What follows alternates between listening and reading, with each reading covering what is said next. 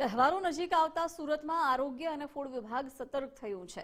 પાલિકાના આરોગ્ય અને ફૂડ વિભાગ દ્વારા ધારી વિક્રેતાઓને સ્થળે દરોડા પાડવામાં આવ્યા। આગામી ચાંદની પડવાના પર્વને લઈને ફૂડ વિભાગ દ્વારા ચેકિંગ હાથ ધરવામાં આવ્યું છે। ધારીમાં વપરાતા માવા, ઘી, ડ્રાયફ્રૂટ અને કલરની તપાસ કરવામાં આવી। ધારીમાં વપરાતી સામગ્રીની ગુણવત્તાની તપાસ કરવામાં આવી છે। अलग अलग 9 ઝોનમાં ઘારી વિક્રેતાઓના સ્થળે તપાસ કરાઈ ઘારીના સેમ્પલ પબ્લિક હેલ્થ લેબોરેટરી ખાતે મોકલવાની તજવીજ હાથ ધરાઈ છે।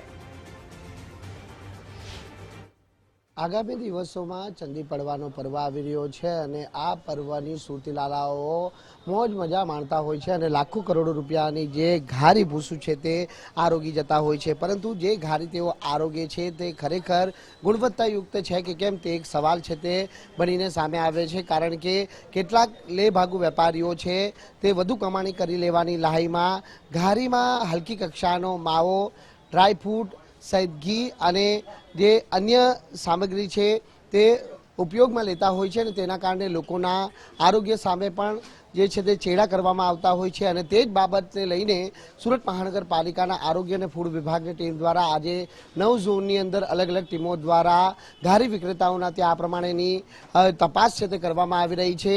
અલગ અલગ ઘારીના સેમ્પલો છે તે કલેક્ટ કરવામાં આવી રહ્યા છે અને આ સેમ્પલોને સીલ કરી પાલિકાની પબ્લિક હેલ્થ લેબોરેટરી ખાતે મોકલવાની તજવીજ છે તે હાથ ધરવામાં આવી છે।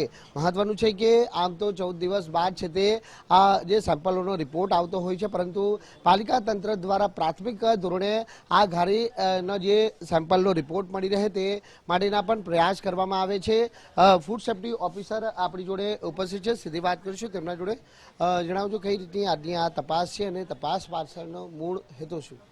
હું B R Brahmbhatt, food safety officer, Surat મહાનગરપાલિકા। મહેરબાન ડેપ્યુટી કમિશનર સાહેબ અને આરોગ્ય અધિકારી સાહેબના સીધા માર્ગદર્શન અને સૂચના હેઠળ આજ રોજ સુરત શહેરમાં ઘારીનું ઉત્પાદન કરતી તમામ સંસ્થાઓની ચકાસણી કરી અને તેમાંથી નમૂના લેવાની કામગીરી અત્યારે ચાલુ છે। સેમ્પલો ક્યાં મોકલવામાં આવશે અને કઈ રીતની ભેળસેળ કરવામાં આવશે? સેમ્પલો લેબોરેટરીમાં મોકલવામાં આવશે। આમાં મોટાભાગે માવા અને ઘીમાં ભેળસેળ થતી હોવાનું માલુમ પડેલ છે। કઈ રીતના લોકો માટે આ ખૂબ જ આરોગ્ય માટે જોખમકારક? માવો હલકી કક્ષાનો હોય કે ઘી હલકી કક્ષાનો હોય તો આરોગ્યનું જોખમ ઊભું કરી શકે છે। રિપોર્ટ કેટલા દિવસમાં આવશે અને કઈ રીતની કાર્યવાહી? રિપોર્ટ 1 કે 2 દિવસમાં આવી જશે અને જેના પણ રિપોર્ટમાં ક્ષતિ જણાશે તેમની વિરુદ્ધ એજ્યુકેટિંગ ઓફિસર સમક્ષ કાર્યવાહી કરવામાં આવશે। દર વર્ષે કોર્પોરેશન આ પ્રમાણેની કાર્યવાહી કરતી હોય છે। શું હમણાં સુધી આવા કેટલાક વેપારીઓ સામે ફૂડ એજ્યુકેટિંગ એક્ટ હેઠળ કાર્યવાહી કરવામાં આવી છે? કેટલા વેપારીઓના હમણાં સુધી આ રીતે સેમ્પલો ફેલ થયા? જે લોકોના નમૂના નપાસ થાય છે તે લોકોને એજ્યુકેટિંગ ઓફિસરમાં કાર્યવાહી કરવામાં આવે જ છે। આ ઘારી હોય કે ગમે તે કોમોડિટી હોય એની સમક્ષ કાર્યવાહી કરવામાં આવે જ છે। તો બિલકુલ આપણે જણાવી દઈએ કે દર વર્ષે ચંદી પડવા અગાઉ જ પાલિકા તંત્રનું જે વિભાગ છે તે જાગતું હોય છે અને ખાસ કરીને ઘારીમાં થતી ભેળસેળ શોધી કાઢવા માટે આ પ્રમાણે દરોડાની કાર્યવાહી કરતી હોય છે। જ્યાં આજે શહેરના અલગ અલગ જે 9 ઝોનની અંદર આ પ્રમાણેની તપાસ કરવામાં આવી રહી છે।